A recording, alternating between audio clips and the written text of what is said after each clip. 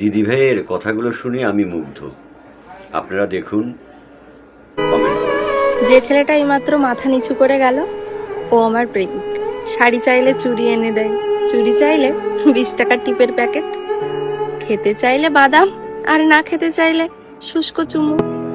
ওকে যদি আমি আমার বুকের ভেতরটা দেখতে বলি, সে শুধু জন্ম দাগ আর তিলটুকু দেখেই মুখ ফিরিয়ে নেয়। ও আমার প্রেমিক, বৈশিষ্ট্যহীন, মেরুদণ্ডটাও বাঁকা, কুজো হয়ে হাঁটে, ভয়ে ভয়ে রাস্তা পার হয়। বন্ধুত্বের আড্ডায় আমার ছবি দেখিয়ে বলে না, পৃথিবীর সবচেয়ে সুন্দরী প্রেমিকায় তার কাছেই আছে। ও আমার প্রেমিক। ওর শার্টের 2টি বোতাম ছেঁড়া, মায়ের ব্লাড সুগার, বোনের বিয়ে হয়নি। ও আমার প্রেমিক।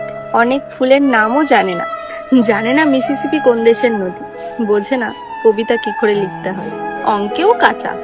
কাল যখন আমি মুখের ওপর থেকে পান পাতাটা সরিয়ে বরের চোখের ওপরে চোখ রাখবো, পশুর পরের দিন যখন গলায়, ঘাড়ে, বুকে অন্যের দেওয়া ক্ষত চিহ্ন এঁকে আমি ছাদে যাব, তখন সে হয়তো অনেক কিছু বুঝবে, জানবে, হয়তো অনায়াসেই লিখে ফেলবে বিখ্যাত কিছু কবিতা বা গান, এঁকে ফেলবে নিখুঁত কিছু ছবি।